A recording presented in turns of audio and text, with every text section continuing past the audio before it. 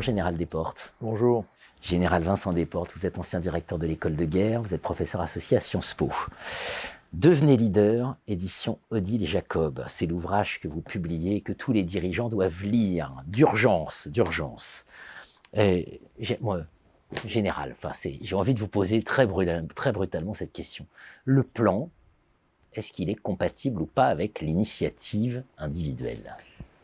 Il est non seulement compatible, mais l'initiative doit absolument compléter le plan. On a une vieille citation que tous les officiers de l'OTAN connaissent, citation d'un général allemand, général von Moltke, qui dit « Aucun plan ne résiste au premier coup de canon ». Et donc ça, c'est une idée fondamentale. C'est-à-dire que j'ai besoin du plan pour amener au mieux mes troupes pour rentrer dans la réalité, de la même manière que le chef d'entreprise a bien besoin d'un business plan, de quelque chose. Mais dès que je vais rentrer dans la réalité, le plan ne fonctionnera plus. Il y a toujours quelque chose qui va le faire chuter.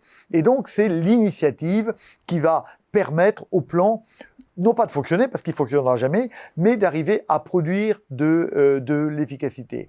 Et donc, l'efficacité d'entreprise, comme dans le milieu militaire, c'est un plan de l'initiative. Et donc, un des rôles du leadership, c'est de créer les conditions de l'initiative. Le leader, militaire ou civil, rentre dans un monde qui n'existe pas, par construction. Un monde qui va se développer, se dévoiler tous les jours. Et un monde qui sera forcément différent du monde sur lequel j'ai prévu, à partir duquel j'ai prévu le plan. Alors, c'est évidemment particulièrement vrai des militaires, parce qu'en plus, je rencontre de manière très violente la volonté de l'autre qui fait échouer le plan.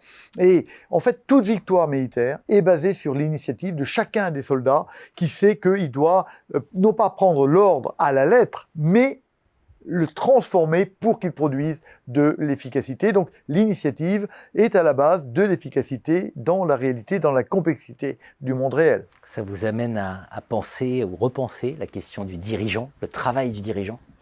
Oui, mais vous avez raison, il y a plusieurs images du dirigeant. Le dirigeant qui dirige, qui donne des ordres, qui les fait exécuter. Nous savons que ça ne marche pas.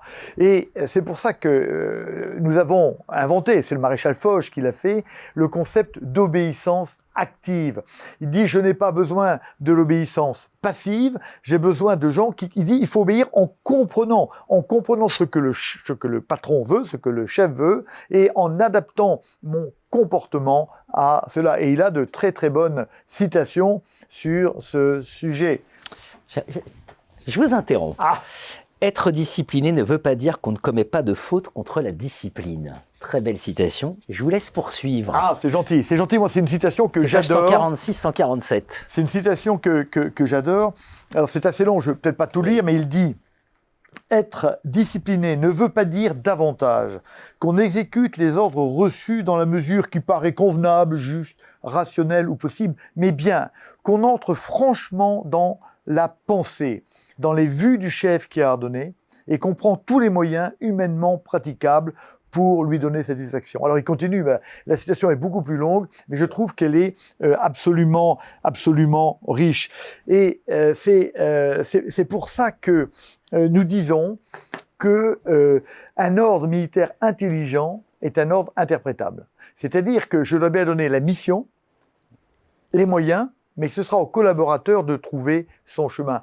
Et l'armée allemande a dominé dans des conditions avec des résultats terribles, parfois l'Europe pendant un siècle, mais elle était extrêmement bonne au niveau tactique, parce qu'elle savait lier une discipline stricte sur l'objectif et la plus grande initiative quant à la façon de réaliser. On se rappelle le général Guderian qui coupe sa radio pendant la campagne de France pour pouvoir faire preuve de toute l'initiative possible.